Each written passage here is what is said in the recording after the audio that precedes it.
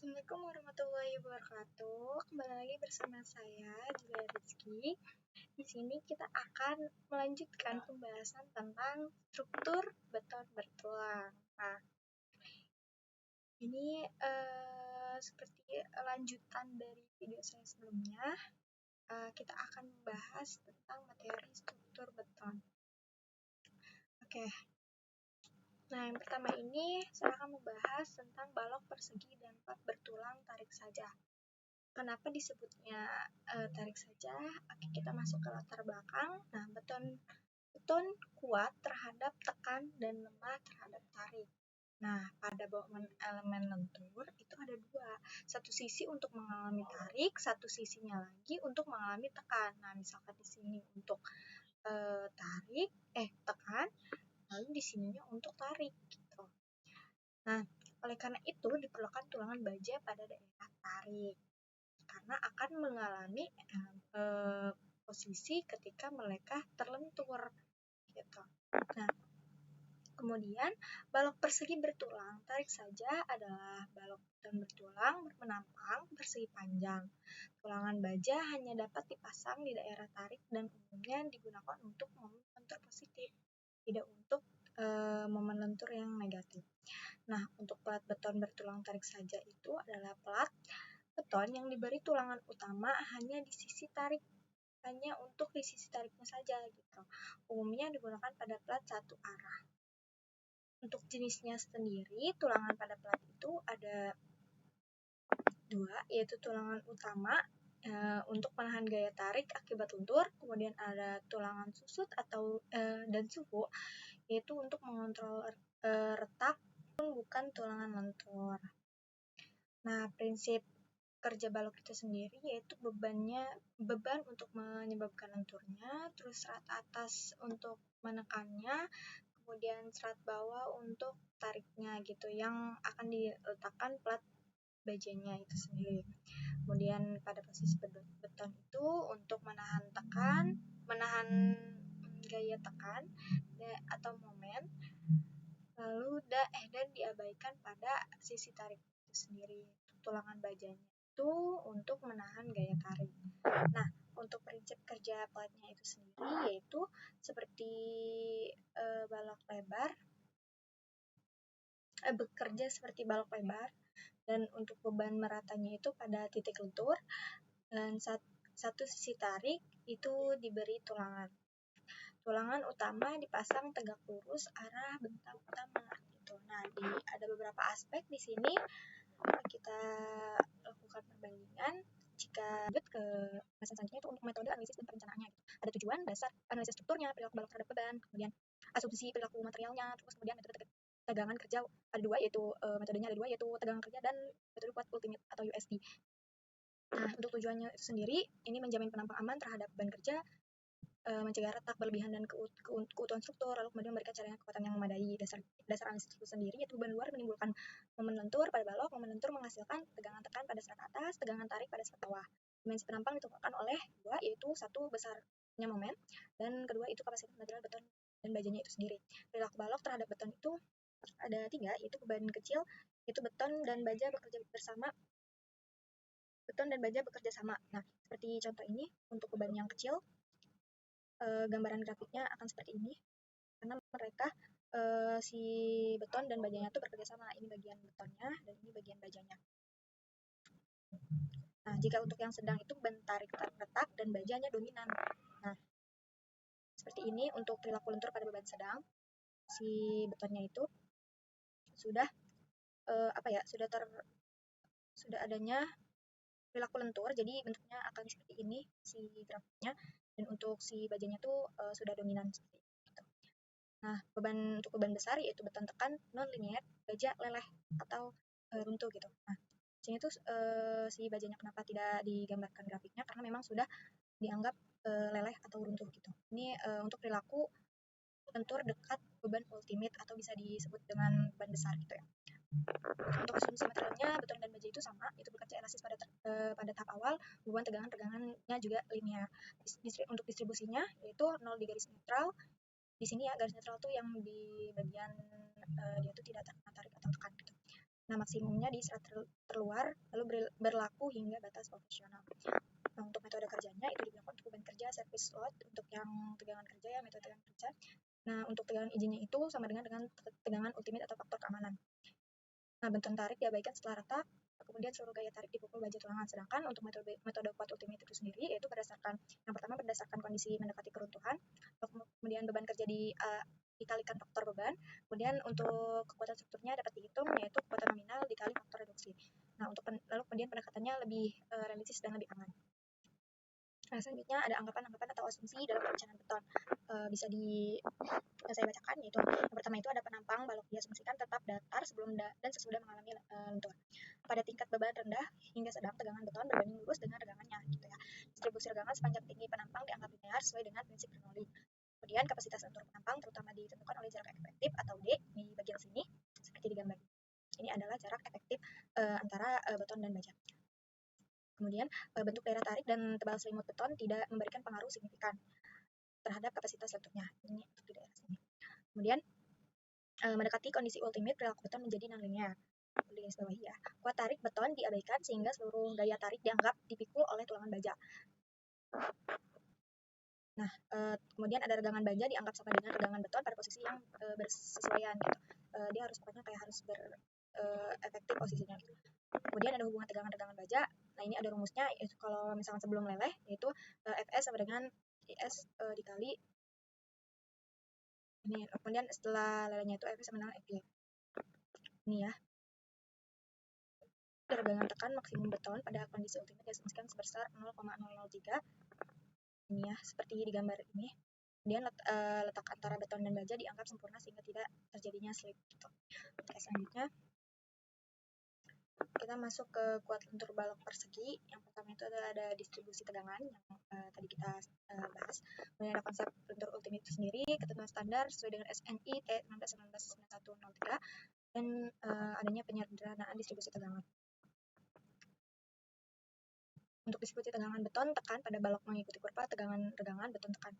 Tegangan maksimumnya beton tekan atau F aksensi, yaitu tidak terjadi di serat terluar tetapi sedikit ke dalam penampang.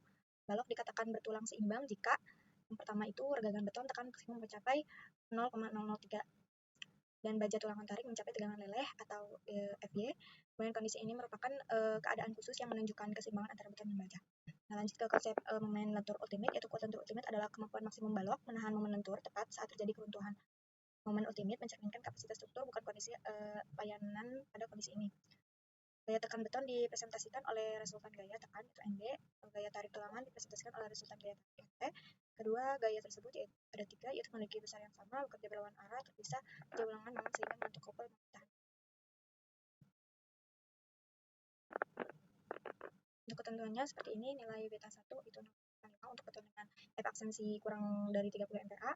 Untuk nilai B1 berkurang 0,08 setiap kenaikan 1 MPa kuat tekan beton. Jadi tergantung. Jadi akan berkurang di setiap kenaikan 1 MPa-nya gitu. Nilai minimum beta 1 dibatasi hingga 0,65. Metode ini terbukti memberikan hasil yang mendekati perilaku aktual beton bertulang. Distribusi tegangan bisa disederhanakan menjadi balok tegangan ekuivalen berbentuk persegi panjang. Dengan beton rata-rata pada blok tekan diasumsikan sebesar 0,85 F aksensi. Luas daerah tekan beton ditentukan oleh lebar balok dan tinggi balok tekan. Nah, tinggi balok tekan memiliki hubungan, yaitu tinggi balok itu bisa dihitung dengan rumus ini, itu beta 1 dikali C. Ini C-nya terletak di sini. Dan ini si tinggi baloknya. Penyediaan ini bertujuan untuk mengurangi ketelitian hasil analisis secara signifikan.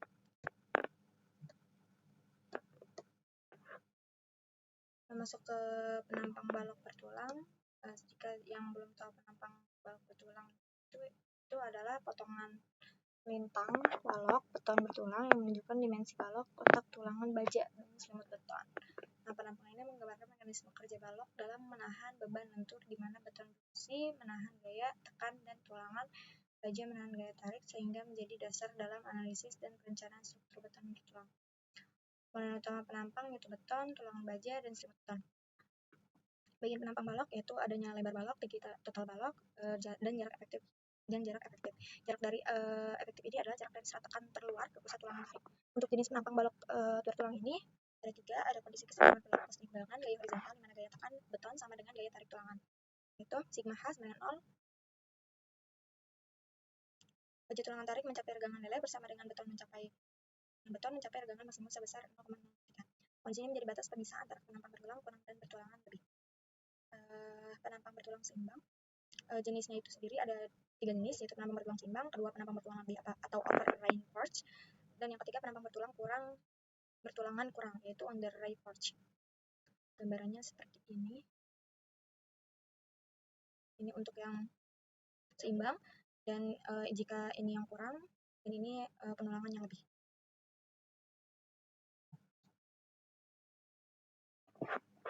Nah, kita masuk ke pelat terlentur. Jika yang belum tahu pelat adalah elemen struktur berbentuk bidang yang digunakan sebagai lantai, atap, atau jembatan maupun pelat dermaga kayak gitu. Beban yang bekerja pada pelat disalurkan ke balok atau kolom sebagai elemen struktur penopang perilaku lentur pelat, ditentukan oleh perbandingan panjang sisi bentang serta jenis sistem tumpuan yang digunakan gitu. Nah, jenis plat itu ada beberapa jenis berdasarkan perilaku lenturnya gitu. Nah, yang pertama itu ada plat satu arah, yaitu beban dipikul dalam satu arah terjadi jika perbandingan bentang panjang terhadap pendek lebih dari 2 dengan tulangan utama satu arah.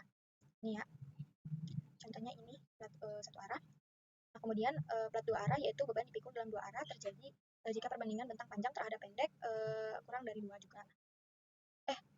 Kurang dari 2. Kalau yang tadi lebih dari 2 ya. Lebih dari atau sama dengan 2. Kalau yang dua arah ini kurang dari 2 dengan tulangan utama dua arah. Nah, contohnya seperti ini, gambar ini. Seperti ini. Jadi dia penopang itu sifatnya tuh dari dua arah gitu. Nah, untuk yang ketiga tuh ada sistem plat tanpa balok atau disebutnya flat slab. Nah, itu ada 3 ciri, yaitu plat langsung ditumpuk kolom tanpa balok, kemudian beban diteruskan langsung ke kolom, risiko utama geser cons atau punching share di sekitar kolom itu dapat terjadi gitu. Itu dapat berbahaya jika terjadi. Nah, contohnya seperti ini. Jadi dia tuh agak ada penopangnya gitu. Kalau yang ini kan ada, ini tuh langsung menyentuh kolomnya gitu. Nah, ada upaya tiga upaya untuk mengatasi geser cons ini. Yang pertama itu penebalan plat sekitar kolomnya atau 2 panel, mulai dari pembesaran kepala kolom atau bisa disebut kapital kolom, dan bisa juga digunakan untuk meningkatkan kapasitas geser dan kekuatan struktur.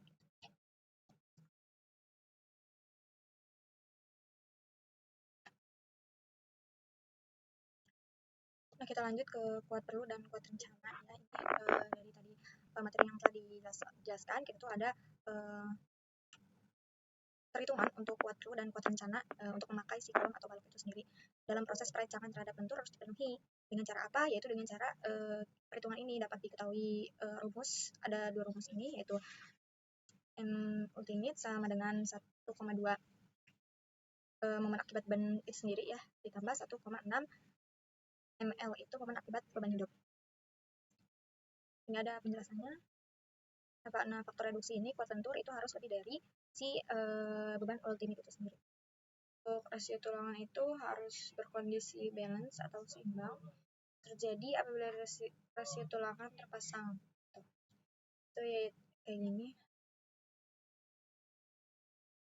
Dan ini row balance-nya, rumusnya. Nah, kita ada saya punya contoh soal nomor 11 dari buku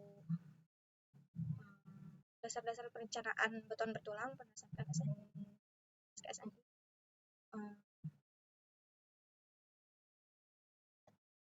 Kita mau bahas soal nomor 11 di halaman 76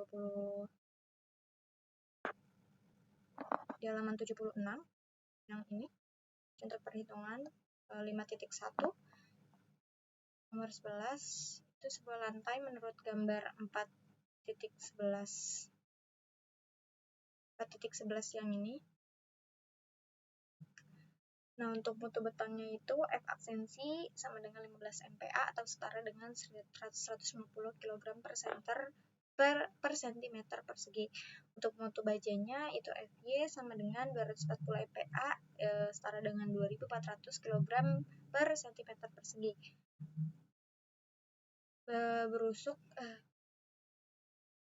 Berusuk ditumpuk bebas pada tembok bata. Nah, ditanya selanjutnya ini tentukan tebal plat yang diperlukan dan jumlah tulangan bila plat dibebani beban hidup. MS sama dengan 1,5 kilonewton per meter persegi atau 150 kg per meter persegi, serta penutup latanya itu WD itu atau 0,5 kilonewton per meter persegi atau 50 kg per meter persegi, dan plat ini terletak dalam lingkungan kering. Nah, perhitungan yang pertama itu perlu kalian tahu, kita tuh membutuhkan beberapa tabel perhitungan ini. Bentar ya. Untuk menghitung ini tuh kita tuh butuh beberapa tabel. Ini tabel-tabel yang diperlukan. Itu mari kita sambil lanjut menghitungnya ya. Baik, yang pertama itu untuk perhitungannya menentukan syarat-syarat batas dan panjang bentang. Nah, plat ditumpu bebas pada tembok bata. Untuk bentang L diambil jarak pusat ke pusat tumpuan. Nah, untuk L itu sendiri, nah yang 3760 ini ditambah 2 dikali setengah dikali 240. Nah, sama dengan ketemulah nih si L ini, yaitu 4000 mm atau 400 cm. Kemudian tentukan tebal platnya. Tebal minimal H min ini menurut tabel 10. Menurut tabel 10, nah ini kan tabel 5. Tabel 10 yang ini. Nah, kita mengambil yang 1 per tabel 10. Untuk FY-nya itu kan kita pakainya 240 MPa dan plat tumpu bebas pada 2 tepi. Nah, kita tuh yang untuk H-nya ini kita ngambil yang 1 per 27, jadinya yang 200. 127 tuh yang ini berarti ya, yang plat mendukung 1. Mendukung. Ini 1 per 2, 1 per 2, 1 per 27. Nah, 1 L yang tadi, yang ini, nah 4000 dibagi 27 berarti ya, sama dengan yaitu 148 mm. Kemudian untuk tebal plat yang dipilih yaitu adalah 150 mm. Nah, kalau udah ketemu nih si tebal platnya dan ban hamilnya kan udah ketemu, nah kita bisa menghitung si ban-bannya. Yang pertama itu gaya WU itu ya apa yang tadi, rumus yang tadi ini untuk mengetahui si momen ultimate watt lenturnya ini sama aja dengan momen MU gitu ya. Di sini WU. Nah, dari berat plat sendiri yaitu WD dari berat plat sendiri itu 0,15 dikali 24 sama dengan 3,6 kilonewton per meter persegi. Untuk WD dari berat penutup lantainya itu 0,5 kilonewton per meter persegi. Nah, untuk total beban matinya yaitu 4,1 kilonewton per meter persegi. Nah, untuk WL-nya sendiri yaitu 1,5 kilonewton per meter persegi. Dan untuk WU-nya itu 1,2 dikali 4,1. Nah, sesuai dengan rumus yang ini. Tambah 1,6, nah 1,6 dikali 1,5. Nah, hasilnya itu si kuat lenturnya itu atau momen ultimate-nya adalah 7,3 kN per meter persegi atau 730 kg per meter persegi. Nah, kemudian kalau udah tentukan momen yang menentukan untuk plat ditumpu bebas berlaku.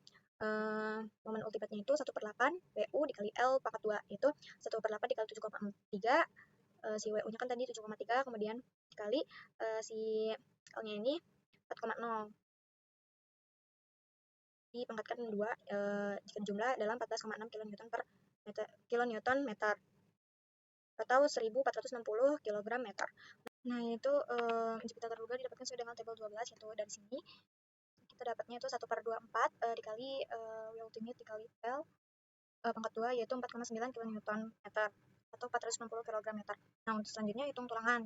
Pertama dari tebal platnya, kemudian tebal penutup beton menurut tabel 3 itu P sama dengan 20. Ini tabel 3. Tabel 3 sama dengan 20 itu yang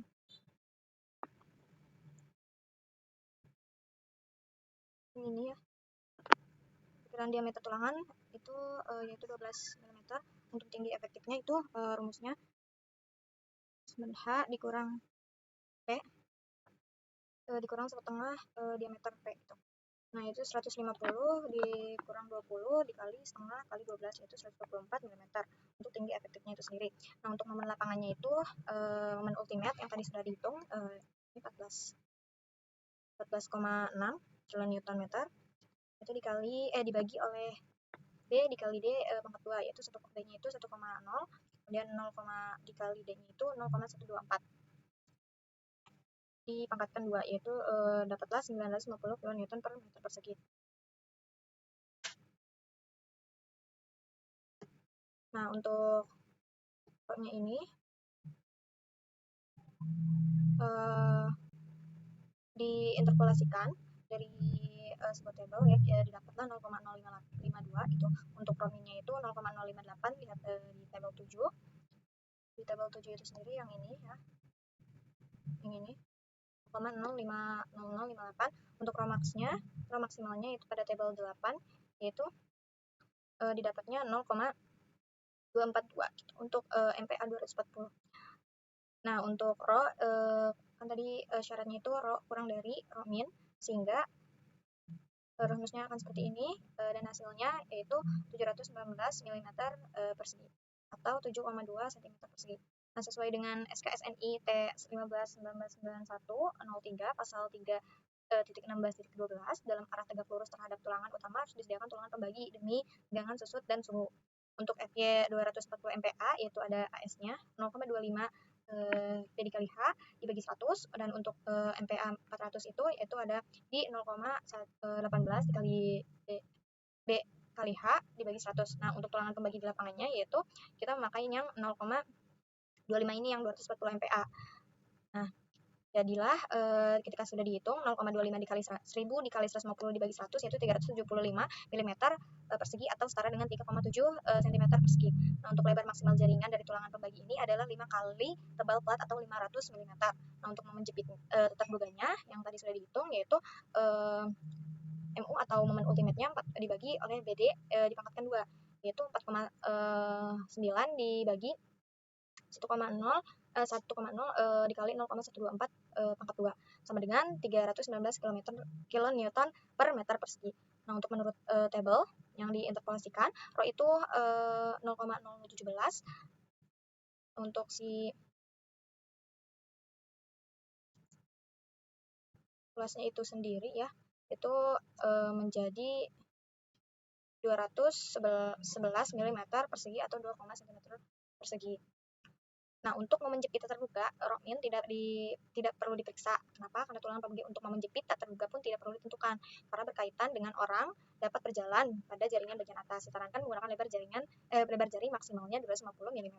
Untuk pilih tulangan yaitu pertama itu momen lapangannya ASL sama dengan 719 mm persegi, dan kita memilih diameter 12 dikurang 550 kemudian 754 mm persegi atau 7,5 cm persegi untuk momen lapangannya. Dan untuk tulangan pembaginya yaitu AS-nya sama 375 mm persegi dan pilihan diameternya itu 10 dikurang 200 yaitu 394